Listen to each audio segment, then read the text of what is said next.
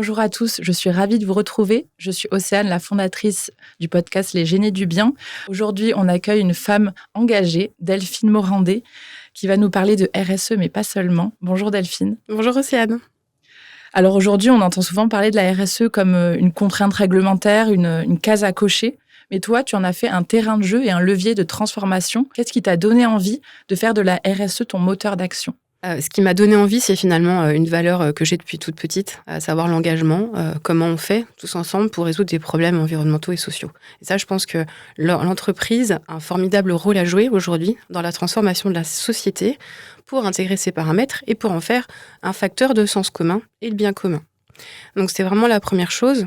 Et effectivement, ensuite, pouvoir activer ces leviers dans le cadre d'une performance économique nouvelle, c'est aussi très intéressant. Et donc, dans le cadre de ce changement, on sent qu'il y a des entreprises déjà qui ont conscience et qui savent comment on décline une stratégie RSE. C'est environ 15%. Ensuite, on a 70% des dirigeantes qui ont compris qu'il fallait y aller, mais qui ne savent pas comment. Et environ 10% qui ont décidé de rester dans un statu quo et de ne pas évoluer. Ce que l'on souhaite, en tout cas pour ces entreprises, c'est tout sauf une vision binaire. C'est-à-dire que la RSE, c'est pas seulement une pile de dossiers posés dans le bureau de la conformité.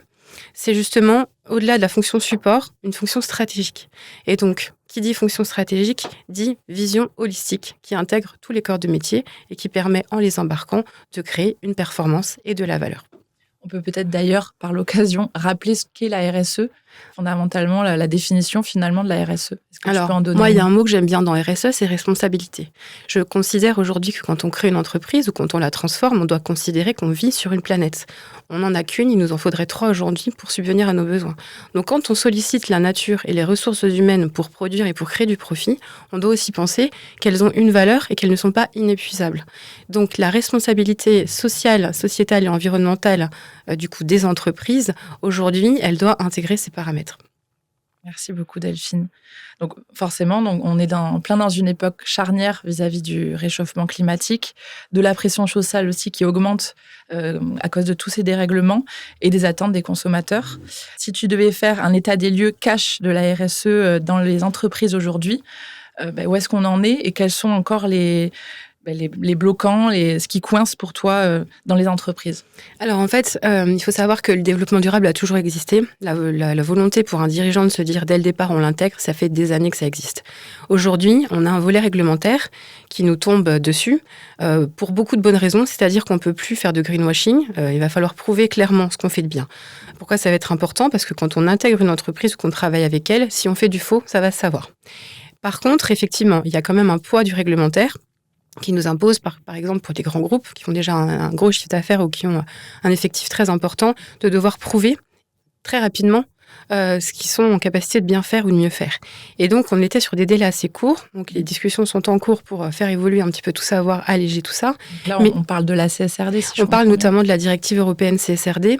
Mais au-delà des réglementations, et c'est toujours ce que je conseille de faire, c'est de se rappeler que c'est une occasion unique de créer une dynamique d'innovation dans l'entreprise et donc de créer de la valeur autrement.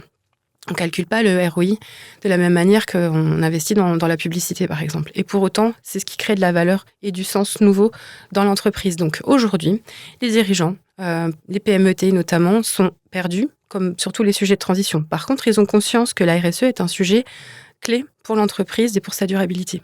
Donc c'est moins une question de budget qu'une question de temps et d'organisation. C'est pour ça que nous sommes en capacité, nous, d'intervenir pour justement aborder ce sujet avec plus de sérénité et au rythme des équipes aussi pour une progression continue et à la hauteur de l'énergie qu'elles sont capables de donner.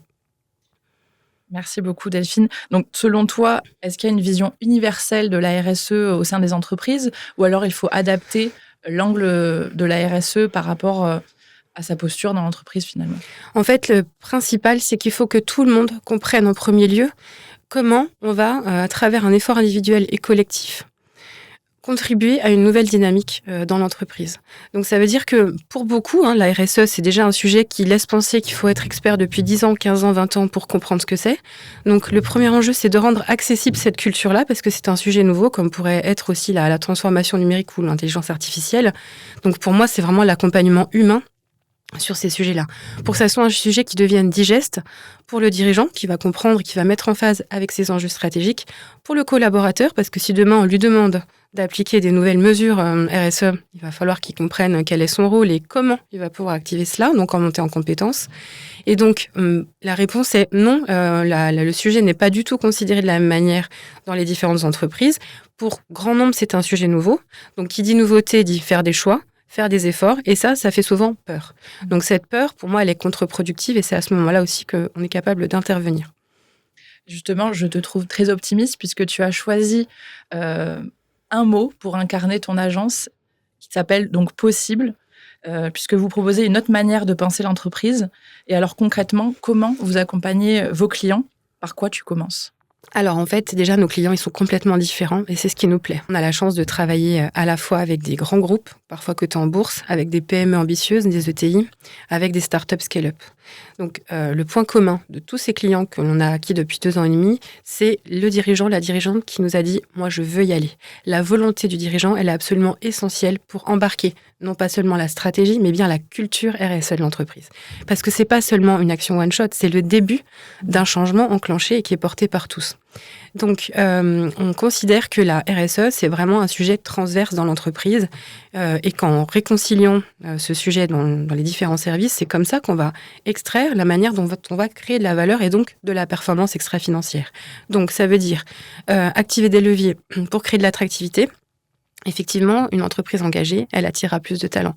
Donc, ça coûtera beaucoup moins cher que d'aller chercher à faire la course aux hauts talents parce qu'ils viendront même parfois naturellement. Une marque employeur plus attractive, finalement. Alors, j'aime pas trop le terme marque employeur parce qu'il est restreint au volet RH. Moi, je pense que c'est vraiment une dynamique globale, mais en tout cas, oui, cette approche attractivité des talents. Pour les salariés, c'est la même chose, en fait. C'est créateur de sens. Un salarié, pour se lever le matin, aujourd'hui, il a besoin de se dire non seulement je vais aimer ce que je fais, mais je vais aussi m'épanouir dans une contribution complémentaire de l'entreprise.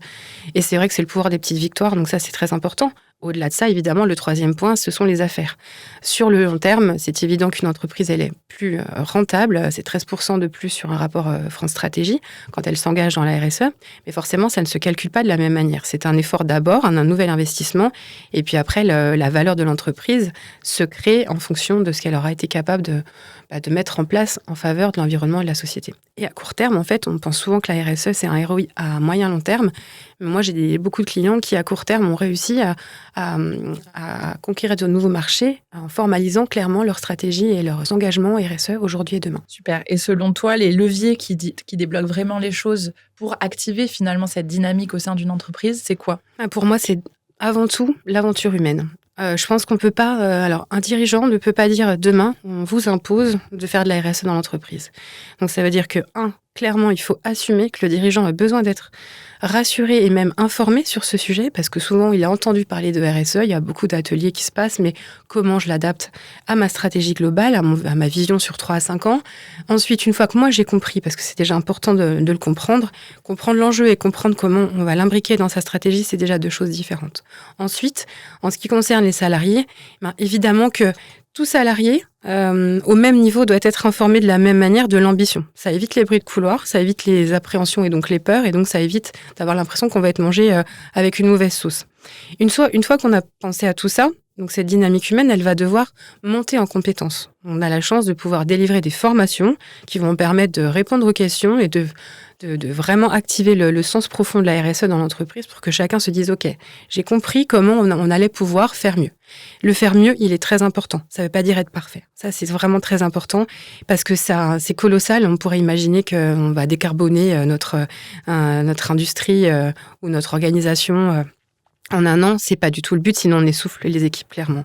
Donc, on va prouver qu'on sait faire mieux. Et ça, c'est à la portée de toute entreprise qui a la volonté, en tout cas. Aussi.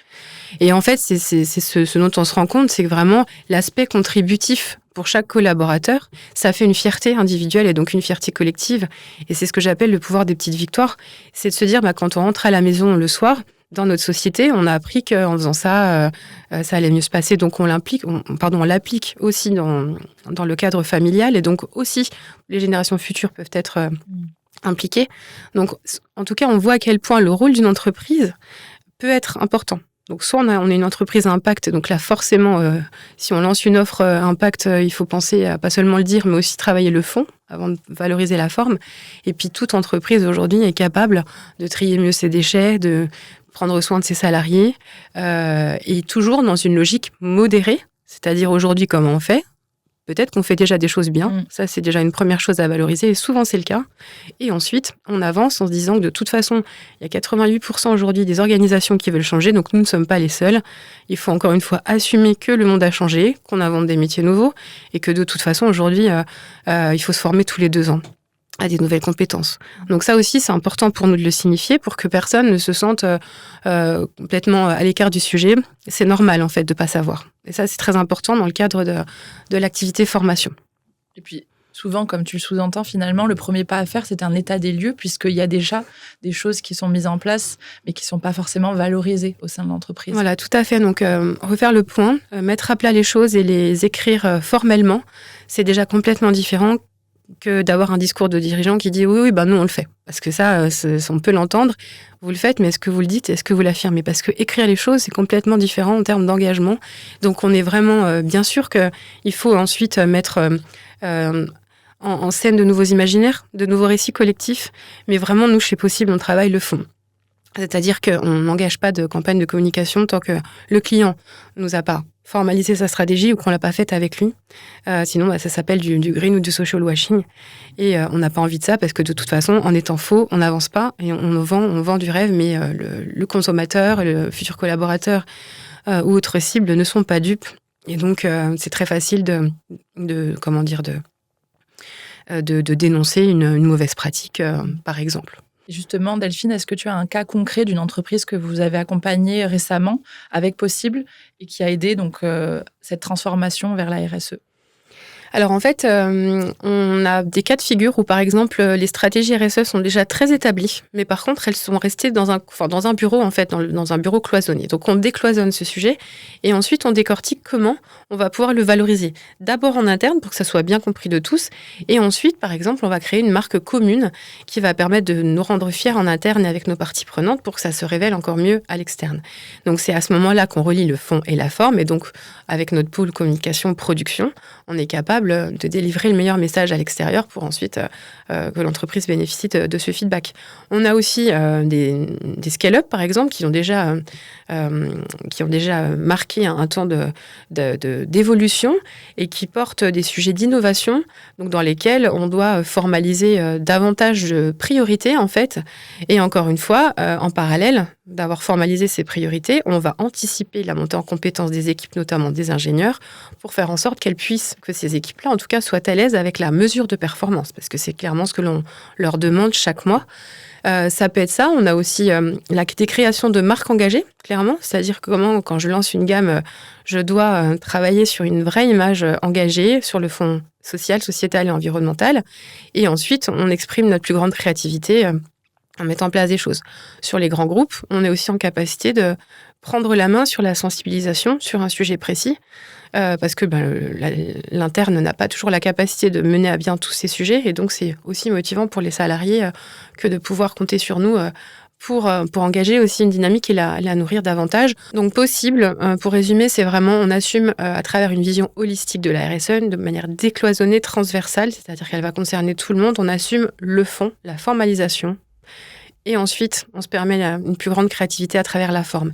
Et ce que l'on conseille à nos clients, on l'applique à nous-mêmes, puisqu'on est la première agence labellisée sur l'ISO 26000 dans notre région.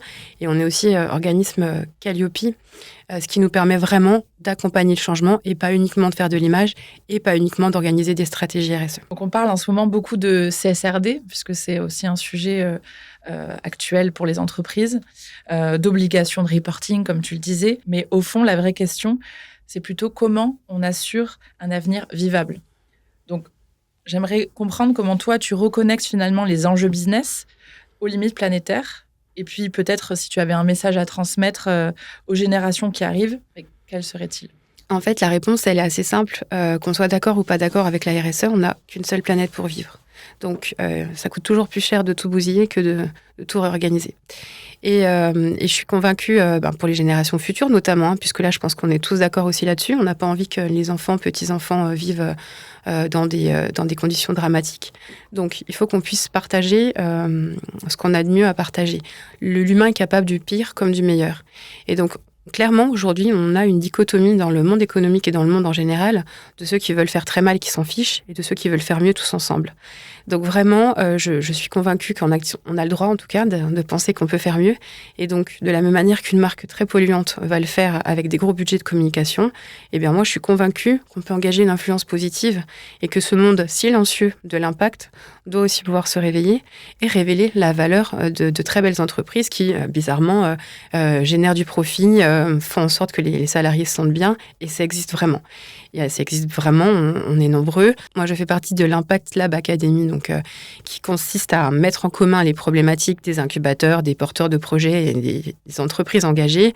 Donc, on va aussi plus vite ensemble. On est vraiment dans une logique de coalition. Et je pense que vraiment, le fonctionnement de la RSE, c'est ça.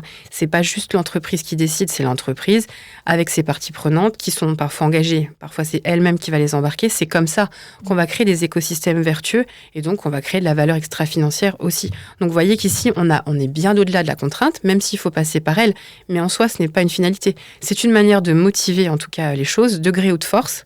Mais c'est surtout l'étape 2 et 3, à quel point voilà, ça peut créer les conditions d'un nouveau modèle de management, de nouvelles visions et de modèles inspirants pour demain. Donc toi, avec cet optimisme-là, comment tu vois l'évolution du monde de l'entreprise dans quelques années avec les enjeux RSE et climatiques? Moi, ce que je perçois aujourd'hui, pour en parler quotidiennement, à la fois avec des très jeunes et des moins jeunes, c'est que l'entreprise, elle doit inspirer.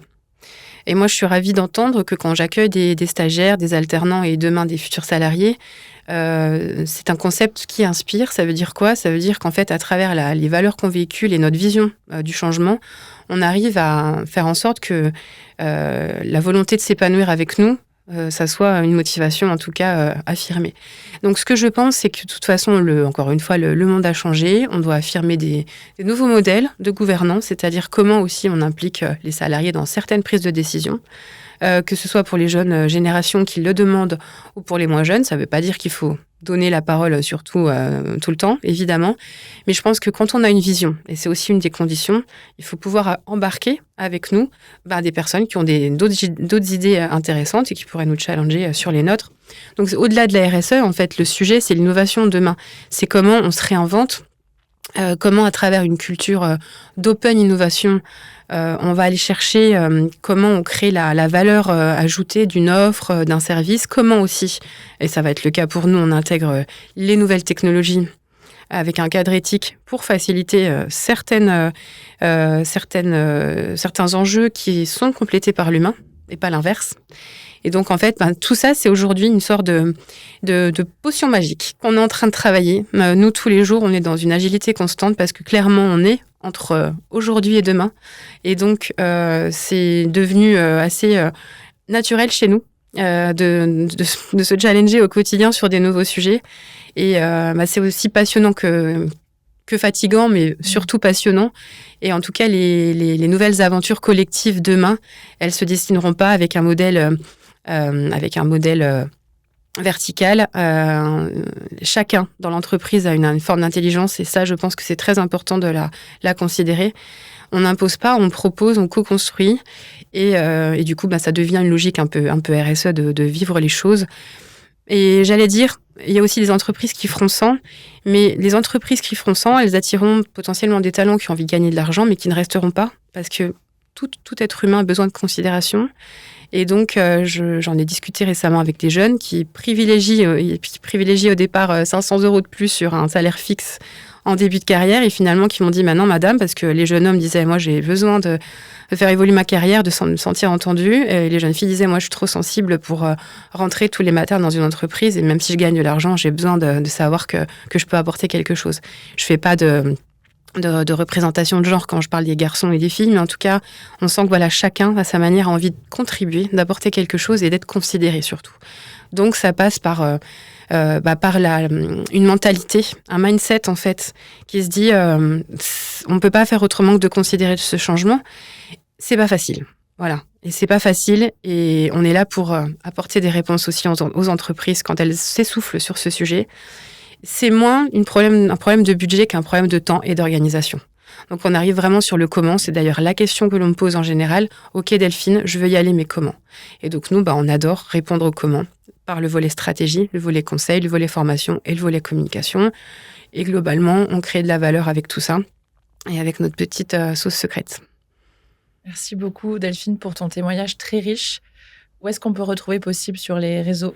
Alors, Possible est principalement présent sur son site internet www.agence-possible.fr et sur LinkedIn. Vous pouvez retrouver le lien depuis le site internet. Instagram est également une page, mais justement, par volonté de ne pas surconsommer du numérique parce que ça prend beaucoup d'énergie, on se contente de faire un petit post de temps en temps. Merci beaucoup et puis bonne journée à tous. Merci beaucoup, Océane. Merci.